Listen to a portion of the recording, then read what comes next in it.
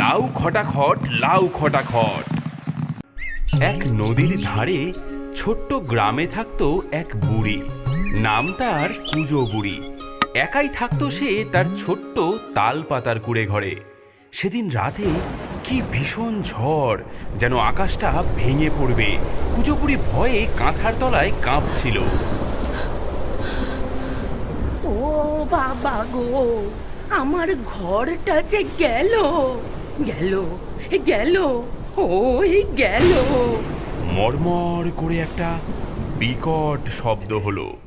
পরের দিন সকালে রোদ উঠলে দেখা গেল বুড়ির কুড়ে ঘরের জায়গায় শুধু কটা ভাঙা বাঁশ পড়ে আছে। হায় কপাল, এই বয়সে আর ঘর বাঁধবো কি করে? কাঁদতে কাঁদতে বুড়ির নজর গেল তার বাগানের বেড়ার দিকে, আর দেখেই তার চোখ গোল্লা গোল্লা হয়ে গেল। ও মা, ওটা কি? হ্যাঁ, এই আমার লাউ গাছটায়, বাপ রে, এ তো লাউ নয়, এ যে একটা আস্ত হাতির বাচ্চার মতো গোল গাল, চাঁদের মতো সাদা। বুড়ির মাথায় তক্ষুনি একটা বুদ্ধি খেলে গেল। সে তার ভাঙা ঘরের দাঁটা কুড়িয়ে আনলো। দাঁড়া, এই দাঁড়া বাছা, তোকেই আজ আমি নতুন ঘর বানাবো। এই বলে লাউয়ের গায়ে একটা চৌকো দরজা কাটলো। সারা দিন ধরে লাউয়ের ভেতরে সব নরম শাঁস, সব বিচিগুলো খুঁটে খুঁটে বের করলো। ভেতরটা যখন একদম সাফ, তখন দেখা গেল ওটা একটা আস্ত গোল ঘর। আরে আহ, কি আরাম! এই না জল ঢোকে, না হাওয়া লাগে, এ হলো আমার লাউ কুটির। বুড়ি তার কাঁথা, বালিশ, জলের ঘটি, তেলের প্রদীপ আর শুকনো লঙ্কা কটা নিয়ে ওই লাউয়ের ঘরের ভেতরেই সেঁধিয়ে গেল। এদিকে রাত নামলো, কিন্তু বাইরে আবার ঝড় উঠল। বুড়ি তখন গভীর ঘুমে। হঠাৎ ঘরটা কেমন দুলে উঠল। তারপর খটাস করে একটা শব্দ হলো। লাউটা তার বোটা ছিঁড়ে গড়িয়ে পড়ল। ও মা, ও মা, ঘর নড়ে কেন? এ ভূমিকম্প নাকি? আরে আরে, এ যে বন বন করে ঘুরছে। ওরে বাবা রে, আমার ঘর যে ছুটছে। সেই যে লাউ গড়াতে শুরু করলো, আর থামে না। ঢালু জমি বেয়ে লাউ গড়িয়ে চললো, আর শব্দ হতে লাগলো লাউ খটাখট লাউ খটাখট।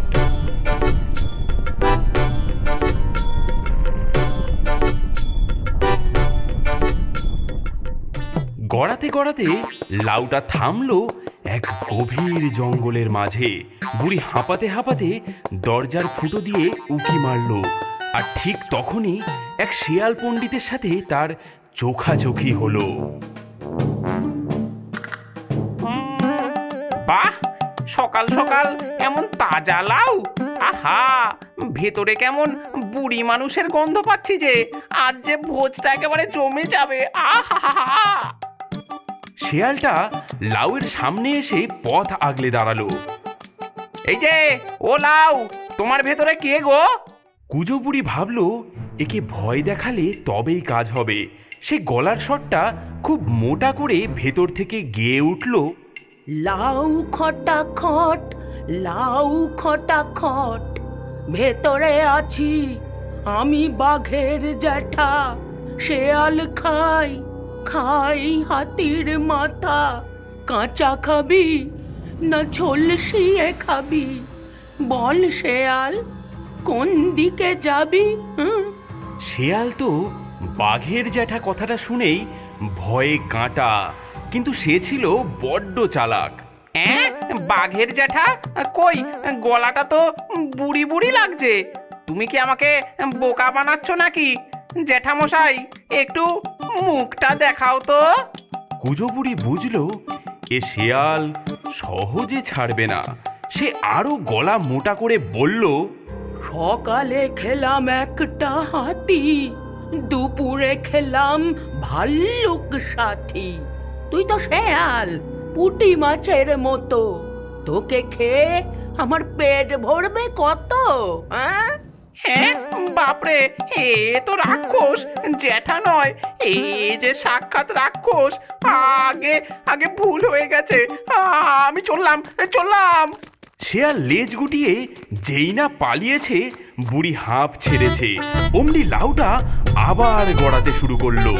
লাউ খটাখট, লাউ খটাখট। কিছু দূর গিয়েই লাউটা আবার থামলো। এবার এক আসল বাঘের সামনে। হালুম হালুম, এই গোল জিনিসটার ভেতর থেকে মানুষের গন্ধ আসছে যে। শেয়ালটা যে পালালো, সে তো এর ভয়েই। বেরিয়ে আয়, কে আছিস ভেতরে? আজ তোকে দিয়েই রাতের খাবারটা সারবো। হালুম। এদিকে কুজো বুড়ি তো ভয়েই শেষ। এ কি রে বাবা, শেয়ালকে বাঘের ভয়ে দেখিয়ে সত্যি বাঘ ডেকে আনলাম। একে তো ছড়া শুনিয়ে লাভ হবে না। হ্যাঁ, দাঁড়াও, আমার ঝোলায় শুকনো লঙ্কা আছে। বুড়ি তক্ষুনি তার তেলের প্রদীপটা জেলে তার উপর কটা শুকনো লঙ্কা ফেলে দিল। দাউ দাউ করে ঝালের ধোঁয়া বেরোতে লাগলো লাউয়ের ভেতর দিয়ে।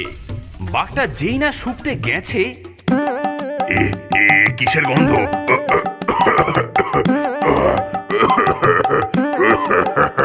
বাঘের সে কি হাঁচি আর কাশি, চোখে জল এসে গেল। বুড়ি এই সুযোগে আবার ছড়া কাটলো। আমি লঙ্কা বনের ভূত, নাকে ঢুকলে হবি কুপকাত।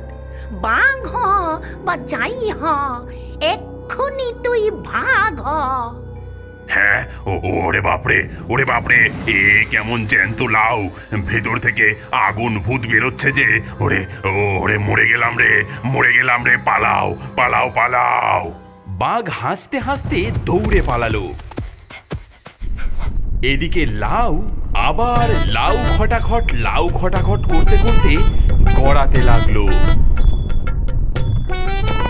এবার লাউটা গড়াতে গড়াতে একটা গুহার মুখে এসে ধড়াম করে থেমে গেল। রে, বাইরে কিসের শব্দ? সর্দার, দেখুন না, কি মস্ত বড় একটা গোল সিন্ধুক গড়িয়ে এসেছে। সিন্ধুক? ঠিক বলেছিস, এ নিশ্চয়ই রাজার গুপ্তধন। চল ভাগি। কুজো বুড়ি তো এসব শুনে ভয়েই শেষ। সে ভাবলো, এরা তো শেয়াল বা বাঘের মতো নয়, এরা যে ঘর ভেঙে ফেলবে। ডাকাতরা যেই না লাউয়ের গায়ে শাবল ঠেকিয়েছে, বুড়ি ভেতর থেকে তার ঘটি দিয়ে লাউয়ের দেওয়ালে জোরে জোরে পেটাতে লাগলো।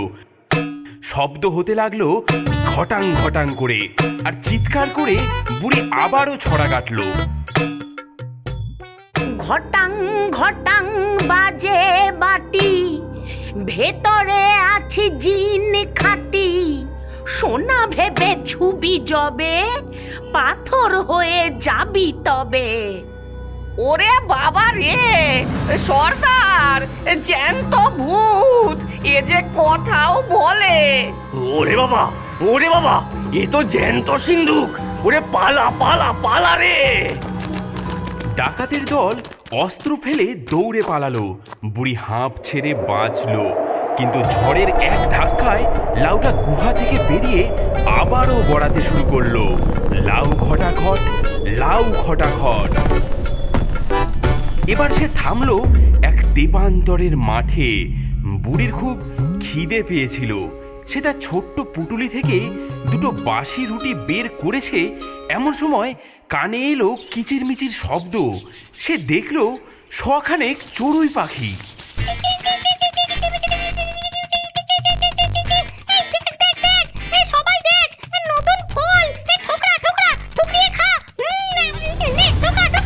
পাখির দল টুকটাক ঠক ঠক করে লাউটাকে ঠোকরাতে শুরু করলো। ওরে বাবা, এই পাখিরা যে আমার ঘরটাই ফুটো করে দেবে। বুড়ি দরজার ফুটো দিয়ে মুখ বের করে পাখিদেরকে বলল, ওরে পাখি কিচির মিচির, এটা নয় রে মিষ্টি পনির, ঠোকর দিলেই ভাঙবে ঠোঁট, নইলে পাবি এই মাথায় চোট। পাখিরা ভাবলো এ আবার কেমন ফল যে কথা বলে। তারা ভয় পেয়ে যেই একটু থেমেছে, বুড়ি তার থলে থেকে সেই শক্ত লাউয়ের বিচিগুলো বের করে টুপটাপ টুপটাপ করে ছুঁড়তে লাগলো।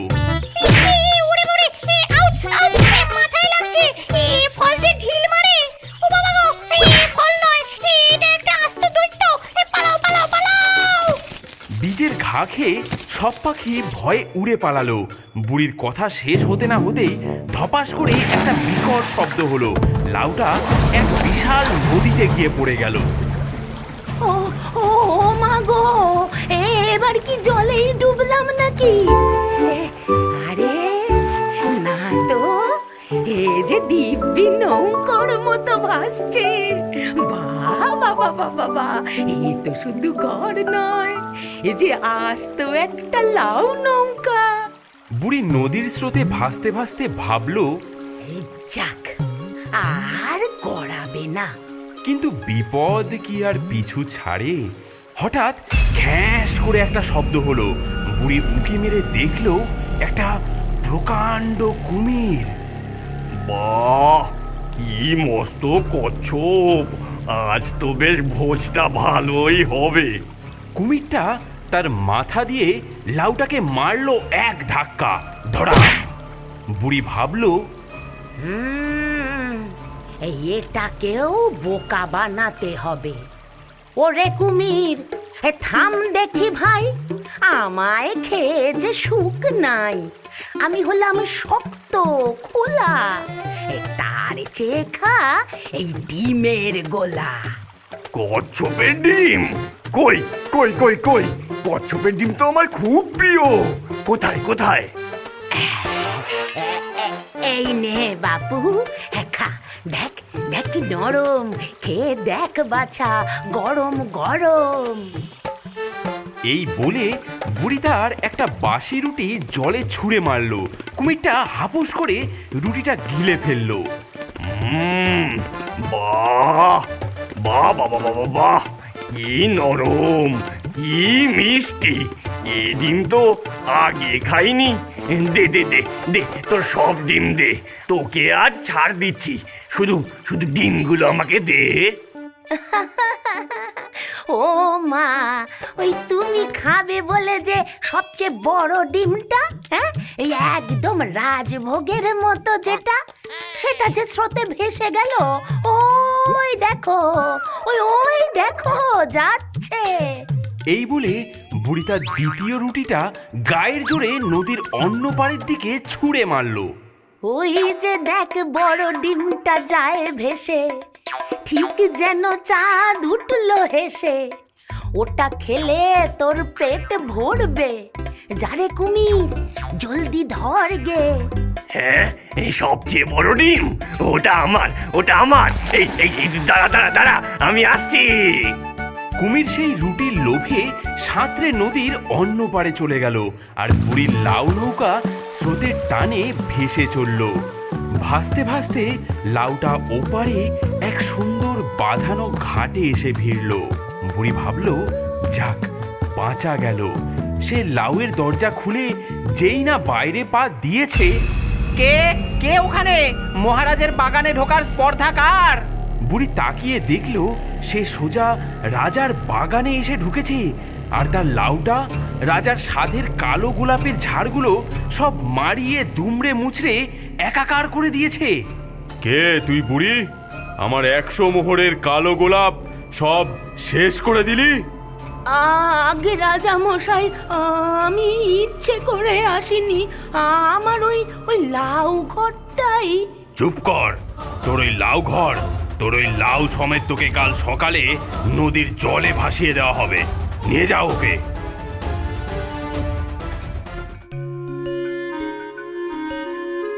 কি বুড়ি, মরার আগে শেষ কিছু বলার আছে? কুজো বুড়ি দেখলো কেঁদে কেটে লাভ নেই। তার চোখে পড়ল রাজার পাশে দাঁড়ানো রোগা ফ্যাকাশে রাজকুমারীর দিকে। সে হাত জোড় করে বলল, শুনুন রাজা, রাগ কমান। আমার আছে জাদুর সামান। এই লাউয়ের বিচির পায়েস আপনার মেয়ে খাবে করে আয়েস। কি বলছিস বুড়ি? আমার মেয়ের অরুচি সারাবি? আমার মেয়ে কোনো কিছু যে খেতে চায় না। ঠিক আছে, আমার মেয়ের জন্য পায়েস বানা, কিন্তু যদি মিথ্যা হয় তোর গর্দান যাবে। বুড়ি তো পড়ল মহা বিপদে। সে তো সব শ্বাস ফেলেই দিয়েছে। সে তার লাউয়ের কাছে গেল, দেখল লাউয়ের গায়ে যে কটা চকচকে বিচি তখনও লেগেছিল সেগুলো বার করলো। ভগবান, ভগবান রক্ষা করো, রক্ষা করো এই যাত্রায়। সে সেই বিচিগুলো পিষে দুধ আর চিনি দিয়ে সত্যি এক বাটি পায়েস বানিয়ে ফেললো। সে কি পায়েস! তার গন্ধে সারা রাজদরবার ম ম করতে লাগলো। রাজকুমারী সেই গন্ধ শুকে দৌড়ে এলো। কি দারুণ গন্ধ! বাবা, আমি খাবো। রাজকুমারী সেই এক বাটি পায়েস এক চুমুকেই খেয়ে ফেললো। আহ, কি দারুণ স্বাদ!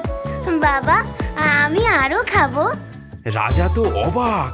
তার মেয়ে যে কিছুই খায় না, সে এক বাটি পায়েস খেয়ে ফেললো। বাহ বাহ, এ তো অমৃত। বুড়ি, তুই তো সামান্য লোক নস, তুই তো জাদুকর। এই না মহারাজ, আমি জাদুকর নই, কিন্তু আমার এই লাউটা জাদুর, আর এই বিচিগুলোও জাদু। তোর কি চাই বল? মহারাজ, মহারাজ, আমার ঘর নেই। আপনার বাগানের এক কোণে যদি এই লাউটা নিয়ে থাকতে দেন, এই বিচিগুলো, এগুলো আপনি আপনার বাগানে পুঁতে দিন। আপনার কালো গোলাপের চেয়েও সুন্দর ফুল ফুটবে। 1 বছর কেটে গেল। রাজার বাগান লাউয়ের বিচি থেকে গজানো নতুন নতুন গাছে ভরে গেছে। কোনোটায় ফুটেছে লাল রঙের মিষ্টি কুমড়ো, কোনোটায় সোনালি তরমুজ, কোনোটায় বা বেগুনি রঙের শশা। রাজা কুঁজো বুড়ির জন্য সেই লাউয়ের পাশেই একটা সুন্দর পাথরের ঘর বানিয়ে দিয়েছেন। বুড়ি সেই ঘরে থাকে, আর তার সেই খটাখট লাউয়ের ভেতরে সে এখন গ্রামের বাচ্চাদের বসিয়ে রোজ নতুন নতুন গল্প শোনায়। ঘনালে নামে আধার ক্ষীরের পুতুল গল্প হাজার, ডাইনির হাসি মামদোর ভয়, জঙ্গলেতে কি জানি হয়। গেছো ডাকে আয়ের কাছে, পেছন থেকে কে যেন নাচে, ভয় পেলে সব হবে যে ভুল, রহস্য ঘেরা ক্ষীরের পুতুল। কিন্তু আছে বলাই লালু, ওদের বুকে সাহস চালু, ভূতের সাথে